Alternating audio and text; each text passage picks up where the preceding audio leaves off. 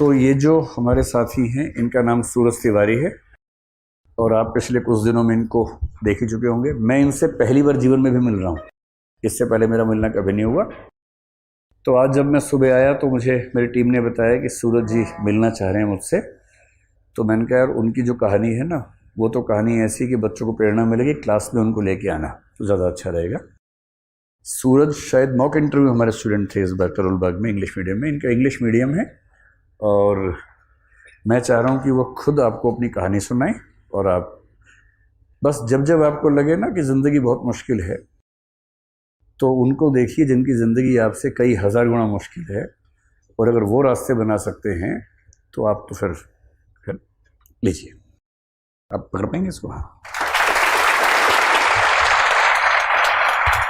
मेरा नाम सूरज तिवारी है, मैं जेएनयू का छात्र हूँ और अभी मैं जेएनयू से अपनी एमए की पढ़ाई पूरी करने वाला हूँ। और मैंने एमए रशियन लैंग्वेज में मेरा 11 वीक क्लियर किया हुआ है और यूपीएससी का प्रिपरेशन भी मैंने जेएनयू आने के बाद ही शुरू किया।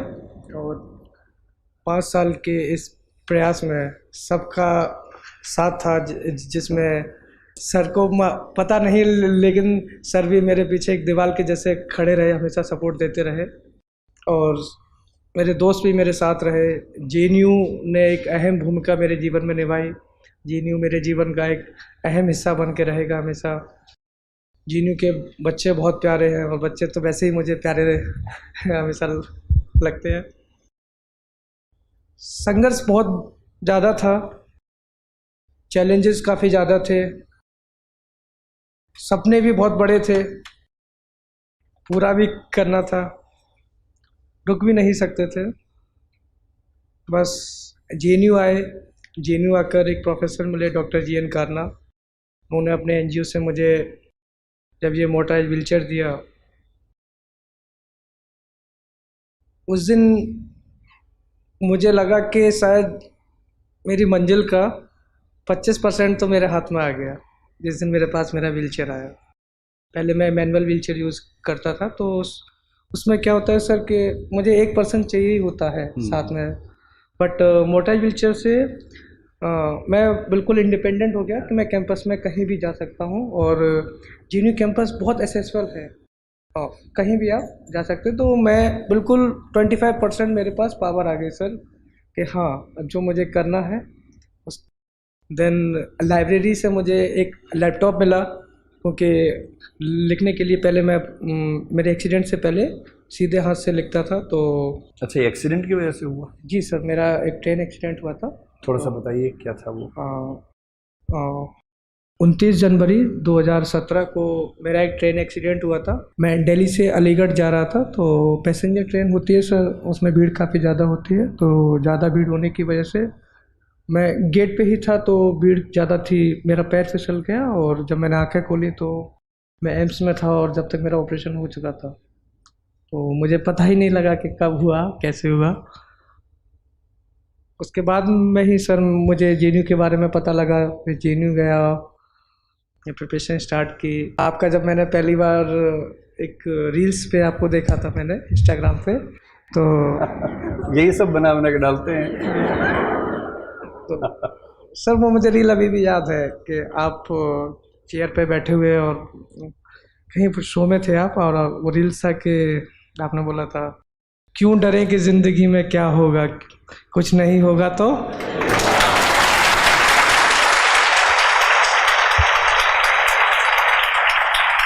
मैंने कभी ये नहीं सोचा था, मैंने प्रिपरेशन तो की थी लेकिन सर से मिलने का मेरा काफ़ी मन था क्योंकि जिससे भी मैंने बात किया तो सबने बोला कि दृष्टि आईएएस है, विकास सर हैं, आपको एक बार मिलना चाहिए, गाइडेंस लेनी चाहिए।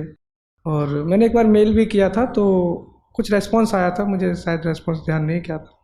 फिर मैंने यूट्यूब से ही सर आपको फॉलो करना स्टार्ट किया, आपके एथिक्स के लेक्चर जो भी हैं तो समझने के लिए मैंने सर आपका हिंदी वाला भी देखा हुआ है और जनरली मैंने हिंदी और इंग्लिश दोनों को मिक्स करके ही अपने नोट्स बनाए थे। और इंटरव्यू में जाने से 2 दिन पहले सर आपके एथिक्स के नोट्स भी मैंने रिवाइज किए थे। और उनसे सवाल भी बने थे और शायद उन्हीं सवालों का जवाब है कि आज मैं यहाँ पे हूँ। 2018 में मैं JNU आया हूँ मेरे एक्सीडेंट के बाद से। तो 18 में मेरा रशियन लैंग्वेज में सिलेक्शन हुआ था। मैं इंग्लिश ठीक से नहीं बोल पाता था उस समय पर। कौन बोल पाता देश में? तो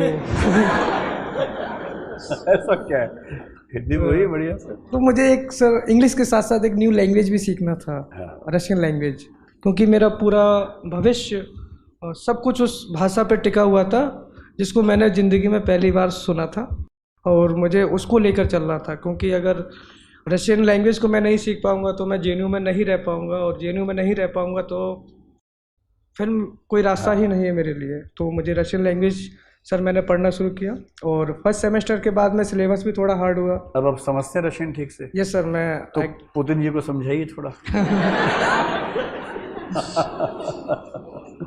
और क्या सर्विस कौन से मिल रही है? IAS मिल रहा है? यस सर, मुझे प्रॉपर IAS मिल रहा है। बहुत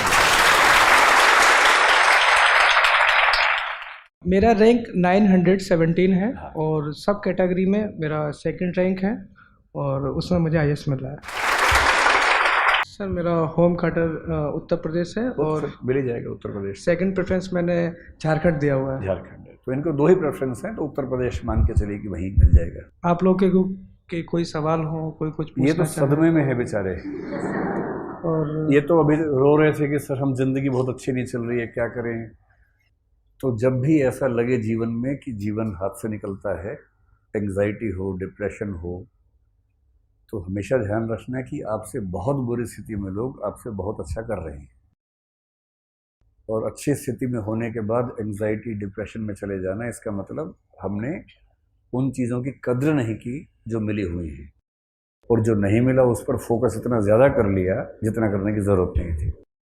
तो अब सोचिए ट्रेन एक्सीडेंट में दोनों पैर चले जाएं, एक हाथ चला जाए, दूसरे हाथ में भी शायद 1-2 फिंगर्स कट गई हैं, उसके बाद कोई व्यक्ति मेहनत करके IAS बने, प्रॉपर IAS बने, तो फिर तो हम क्या नहीं कर सकते, है ना। तो अब सच्चा जो प्रेम इनके प्रति आपका हो सकता है वो ये कि इसी कॉन्फिडेंस से जाएं और IAS बन के फिर इनको बताएं मिलके कि आपसे मोटिवेशन मिला और हमने उसका फ़ायदा उठाया।